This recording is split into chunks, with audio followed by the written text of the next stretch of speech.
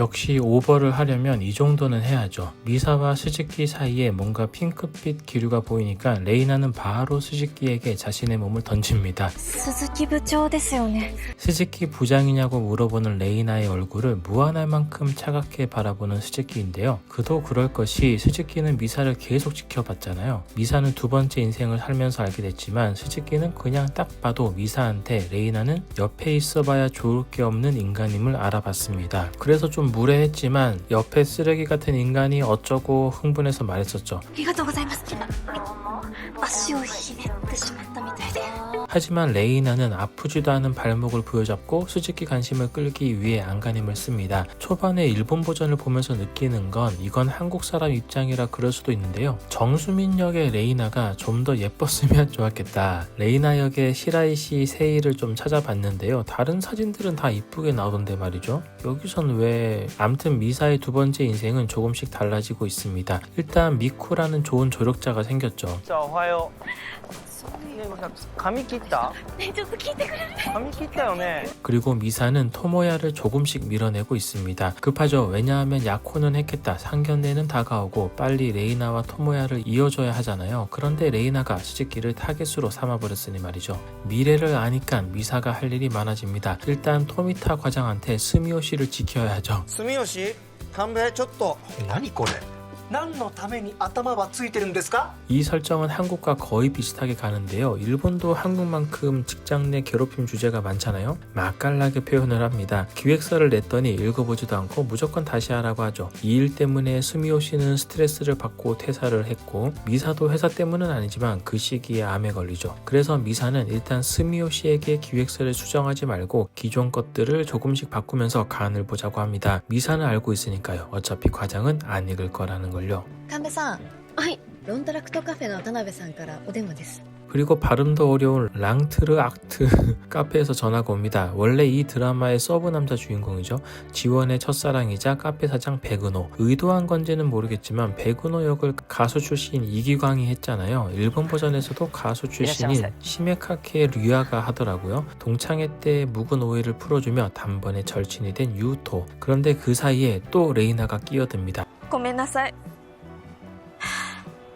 일단 머리 쳐박고 고맥나 사이를 시전하는데요. 레이나의 사과에는 나쁜 의도가 있는 거죠. 자기는 주변에 친구가 많았지만 진정한 친구가 미사밖에 없었다. 내가 다 계획했지만 사실 미사가 상처받는 걸 보고 단 한 번도 기뻐한 적이 없었다 하는 개소리를 시전하죠. ミサもゆうとくんも本当に心が広い。 하지만 대업을 이루기 위해선 레이나를 용서해야 합니다. 다시 친한 척을 해야 레이나와 토모야를 계속 만나게 할 수 있으니까요. 그런데 이게 뭔 일입니까? 레이나가 벌써 세이야랑 헤어졌습니다. 3年もずっと二股してた。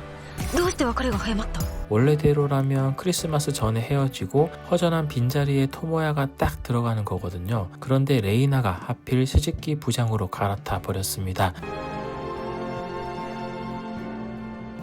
1회차 인생에서 스즈키와 레이나는 접점이 없었는데 미사는 머리가 복잡해지죠. 본인이 새롭게 만드는 사건들이 꼬이는 게 아닐지 불안합니다. 하지만 그 고민은 잠시 뒤로 미루기로 하죠. 余計なことを。 지금은 스미오시 대리를 먼저 구해야 하니까요. やり直し全直しやり直し全然ダメやり直し토미타 과장의 변덕 때문에 스데리 아이가 다쳤는데 이놈은 맨 처음 기획서를 잘못 냈더니 너무 좋대요. 間違って一番最初の企画書送っちゃいました。ようやくまともな企画になったな 회사일 때문에 아이도 돌보지 못했는데 그걸 읽어보지도 않았으니 그 허무함은 이루 말할 수 없죠. クズに時間を奪われるのは人生の無駄遣いです。 헛고생하지 않게 그냥 폰트와 레이아웃만 바꾸자고 하는 미사. 더 이상 쓰레기들한테 인생을 낭비할 순 없죠. 俺をバカだと思ってんのか最初っからこういう企画書を出せって言ってるんだよ 열받는데 또 재밌는 상황. 그리고 혼자 신나서 보고하러 가던 과장이 넘어지면서 스미오시 딸이 다칠 걸 과장이 다치게 됩니다. 원래대로라면 이렇게 통과된 샤인머스켓 사업이 대박이 나지만 모든 공은 토 과장이 가져가고 스델이 퇴사하고 미사 암 걸리고 그 모든 자리는 레이나가 차지하게 됩니다. 이제 역사는 바뀌었고 미사 곁에는 미쿠에 이어 스미오시 대리까지 합세하게 되죠. ありがとう。なんだかすっごく元気が出た。 친해지는 과정이나 배경이 한국 버전과 조금씩 다르니까 또 일본 구경하는 재미가 있는 것 같습니다. 그리고 그 모습도 레이나가 목격하죠. 점점 초조해지는 레이나인데요. 일단 토모야를 불러 미사가 딴 마음을 못 먹게 만듭니다. 하지만 이렇게 단둘이 만나는 시간이 늘어나면서 토모야는 점점 레이나에게 마음이 가죠. 이렇게 모든 일이 잘 풀리나 싶었는데 미사는 뜻하지 않게 엄청난 대화를 들어버립니다. 止まった時洗面所に忘れてきちゃったが LINE で言えよ。 止まった 저번에 자러 갔을 때 세면대에 반지를 두고 갔어? 누가 간도 크게 사내 연애를 대놓고 하나 봤더니 어라? 뭐야 스즈키랑 미쿠다. 심지어 집에 올 때 미리 말하라는 둥. 집 열쇠를 이미 준 사이였죠. 현재 미사도 토모야랑 약혼한 사이긴 한데 뭔가 좋은 느낌을 받았던 스즈키 부장님이 비밀 사내 연애 중이었다니. 충격에 또 충격. じゃなかった。まあ話せ行くぞ。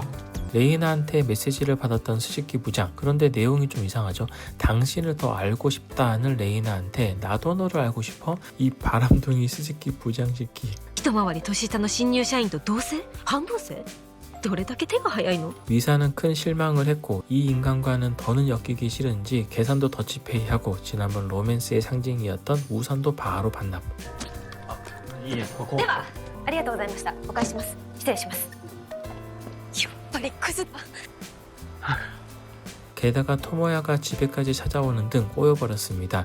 이제 하루라도 빨리 레이나와 토모야를 이어주는 수밖에 없죠. 불행 중 다행으로 토모야도 이번 출장에 함께 하는데요. 그리고 레이나가 오늘 하루 종일 함께 보낸 사람은 당연하지만 스즈키가 아니라 전 남친 세이야였습니다. 그런데 저 정도면 거의 공갈 협박범 아닙니까? 돈을 도대체 얼마나 뜯어내는 거야? 一緒に来たことは絶対言わないって。 이렇게 복잡한 사연을 가진 이들이 출장을 갑니다. 레이나는 계속 스즈키한테 추파를 던지고 미사도 견제해야 하니까 스즈키한테 사실 미사랑 토모야랑 서로 첫사랑이었다고 굳이 이야기를 합니다. 그리고 여기서 굳히기 한판. それからミサとトモヤくんの幸せな結婚に。 물론 미사는 토모야랑 결혼할 생각이 없지만 주변 사람들은 그걸 모르잖아요. 일단 스즈키, 미쿠, 유우토 다 깜짝 놀라죠. 이번에는 레이나가 제대로 미사한테 한 방 먹였습니다. 그런데 이 소식을 들은 스즈키 표정이 좋지 않아요. 스즈키랑 미사는 서로에게 기분이 상해 있음을 느끼죠. 平野智也さんを愛しているんですか？結婚するつもりですか？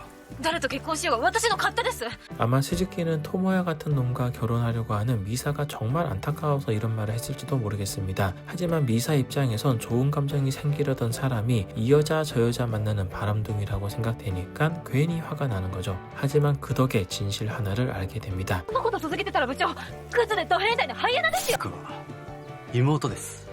드디어 비밀 하나가 밝혀지죠. 스즈키 와타루 그리고 스즈키 미쿠. 그래도 안 믿을까봐 가족 사진 공개. 오해가 풀려서 그런가요? 둘은 편한 분위기 속에서 이런저런 대화를 하고 다시 웃음을 찾은 미사를 스즈키는 참 다행이라고 이야기합니다. よかったです。あなたが元気で本当に。 그 오랜 시간 미사를 짝사랑했던 스즈키였잖아요. 본인과 연결되지 않아도 상대방이 행복하면 되는 스즈키는 진정한 사랑을 하고 있었습니다. 그런데 저런 눈빛으로 바라보면 곧 돌아오겠네. 帰り乗せていただけませんか。お話ししたいこともあるので。 그리고 레이나는 스즈키 차를 얻어 타며 승부를 겁니다. 평소 하던 대로 다른 사람 앞에서 미사를 까보는 레이나. 誰にでも愛想が良くて、今日だってトモヤくんの前でユウトくんと仲良くしたり。 그리고 본인은 동정심 유발. 늘 써오던 패턴이죠. どこに行っても一人ぼっちなんです。本人のいないところで親友の評判を落としていたんですか？ 우와, 자기 여자 앞에서만 다정한 이 남자. 레이나한테 보내는 눈빛은 차갑기 그지없죠. 첫 화에도 그랬지만 스즈키가 날리는 대사가 가끔은 심하다 싶을 정도로 강합니다. 覚えておいた方がいい。あなたのような性根が腐った方を本気で幸せにしようと思う男性はいないと思います。 지금까지 레이나가 미사를 힘들게 했던 것들의 보상이라도 하듯 스즈키는 자비 없는 말들을 쏟아내는데요. 하지만 레이나도 보통이 아닙니다. 달리는 차 안에서 뛰어내리려고 하죠. 그렇게 모두의 주목을 끌어놓고 가짜 키스 시도. 와, 그리고 뭔가 중요한 장면인데 저는 빵 터졌거든요. 진짜 어디 애니메이션이나 나올 법한 말투로 クソ野郎 이러는데 레이나의 본 모습을 보여주는 장면이기도 하지만 뭔가 장르가 파괴되는 듯한 느낌이랄까요? 어쨌든 레이나는 스즈키 앞에서 모든 비밀이 들키고 말았고 이렇게 되면 레이나는 미사를 가장 불행하게 만들 걸 찾겠죠. 그렇다면 행복해야 할 결혼을 깨는 걸로 방향을 틀 것 같습니다. 앞으로 미래에 일어난 일들이 어떤 방식으로 바뀌는지 더 기대하면서 보게 됐는데요. 내용은 다 알지만 또 봐도 재밌는 일본판 내 남편과 결혼해줘. 저는 4화 리뷰로 다시 찾아오겠습니다. 내 남편과 결혼해줘 일본판은 티빙과 아마존 프레임에서 보실 수 있습니다. 이상 저는 방구석 테일러였습니다.